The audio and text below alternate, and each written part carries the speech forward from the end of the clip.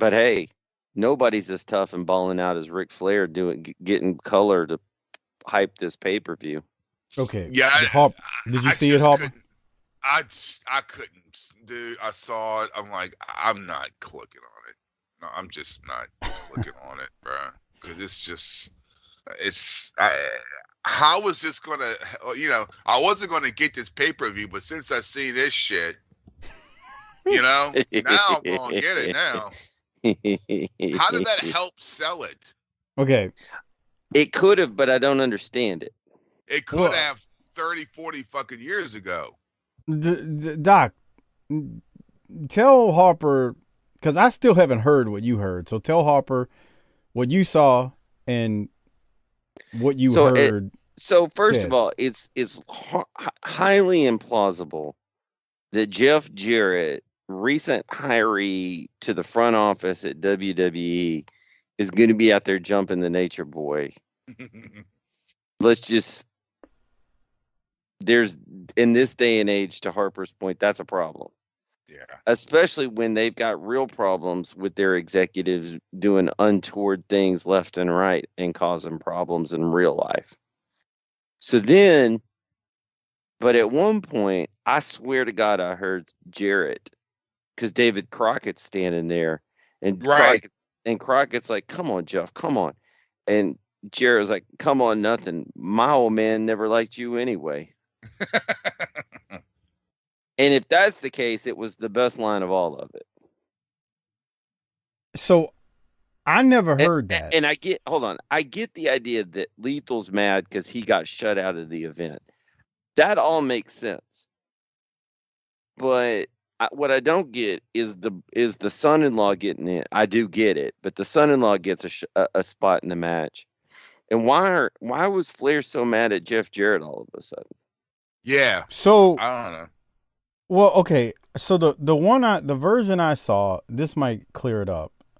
The version I saw, they first were doing like the press conference. Is that the one you saw, Doc? No. And okay. So that'll answer your question. Why is Flair mad at Jarrett all of a sudden? Because this is the problem with this. Like, people are seeing bits and pieces of it.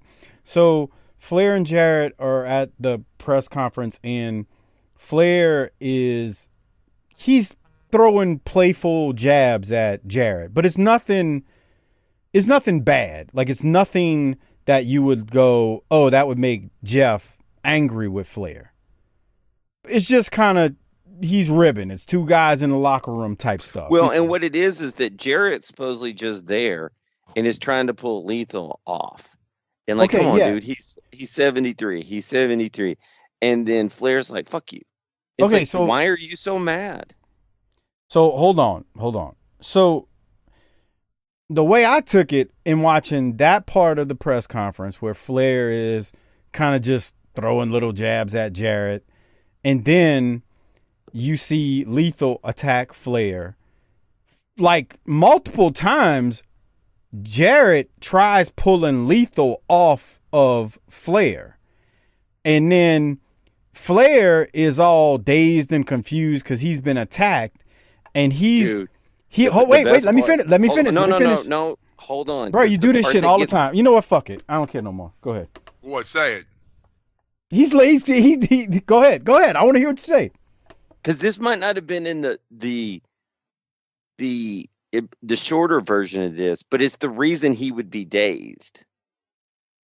Is that Lethal hit Flair? He hit him in the gut, and Yeah, hit him Flair in the goes, gut. "Oh God, that's where I had my surgery." Yeah, That's he good keels stuff. over.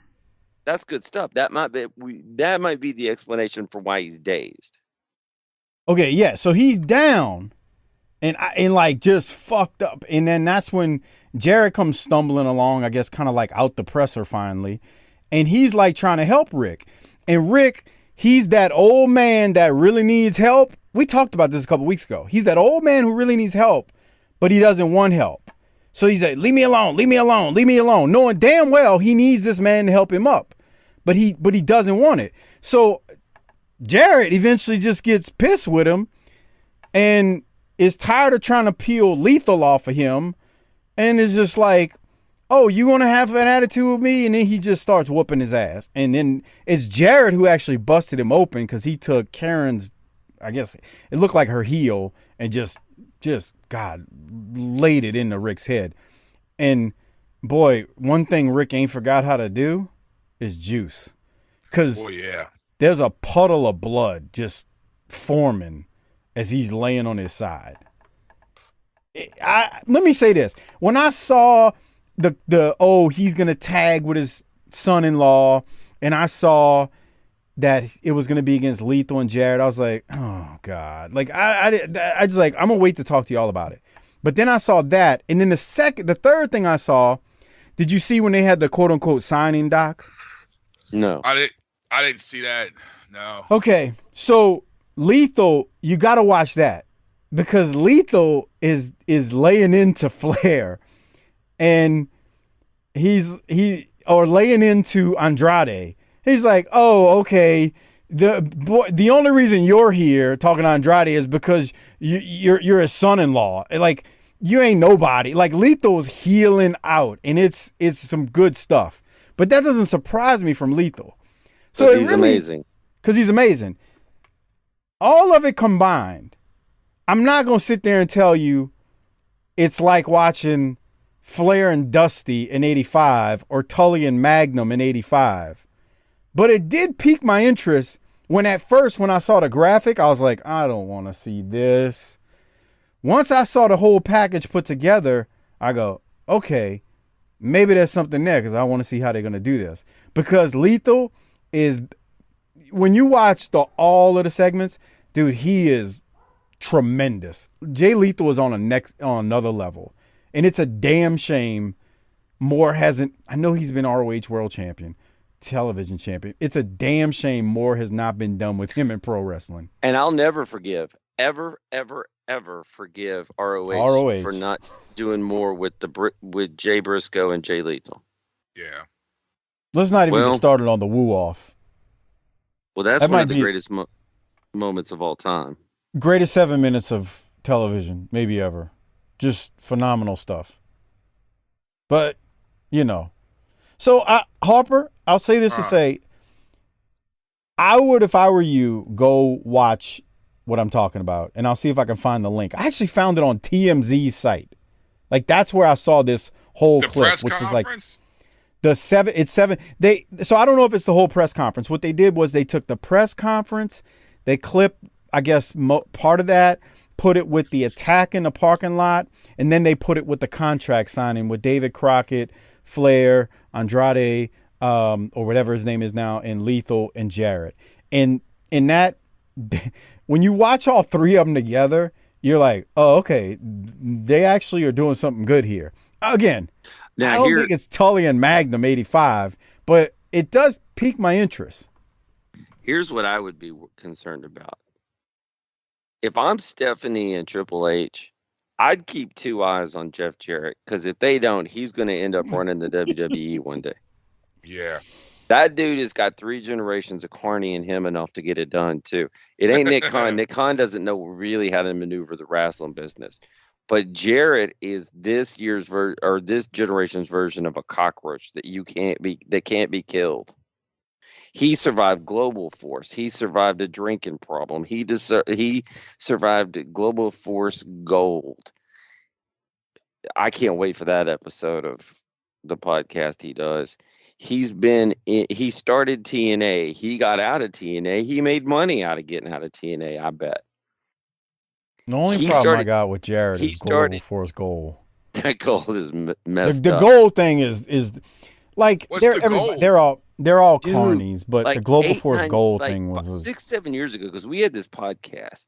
Yeah, we were doing the show at the time. He got involved in something that he called Global Force Gold, and you could buy gold. Legitimate. Oh, yeah. Okay. Like if I'm going to invest in precious metals, I'm going to call up Jeff Jarrett. Because he's got a line on some sticky icky.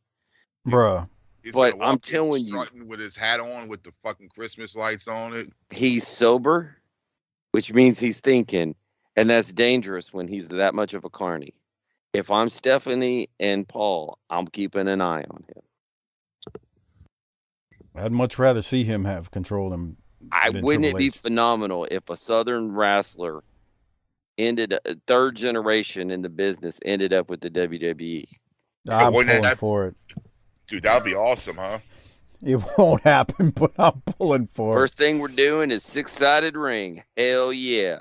Yeah. it. No, Doc. Here's a question for you.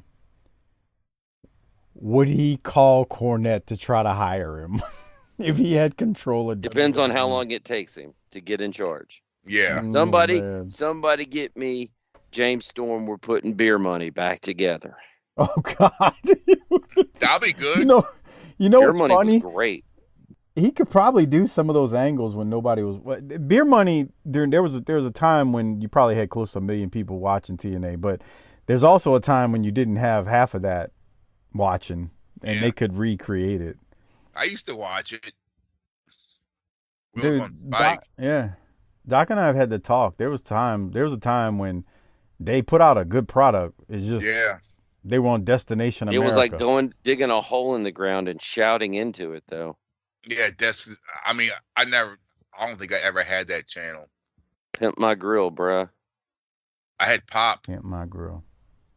Pop, yep. They on Pop, yep.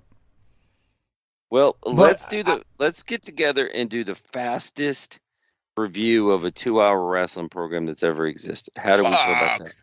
Let me ask this real quick. Let me challenge you two to something. I'm gonna send y'all the link to what I saw today. Okay. After you, and I just want y'all to look at it. Now, of course, by next week, who knows? They probably have something else out. But I want y'all to look at it and then just tell me next week. Actually, I think I might be interested in this now that I've seen how they put the package together. Because that's when you tell a story the right way, it makes people more invested in it. And the last thing I'll say, but that's what Flair said. That's what. That's what Flair said in that promo. He said, we're going to do shit that makes you feel. It's shit you think about. It's not scripted. Yeah. I mean, it is, but... Shut up. Right, exactly. Shut up. Dude, Jay Lethal turned that whole thing where Flair won't return his calls into like something real when he's about to kick his ass. Mm-hmm. He's like, you screw me over. Dude, I know it's a work, but I'm watching it and I'm like, this is great.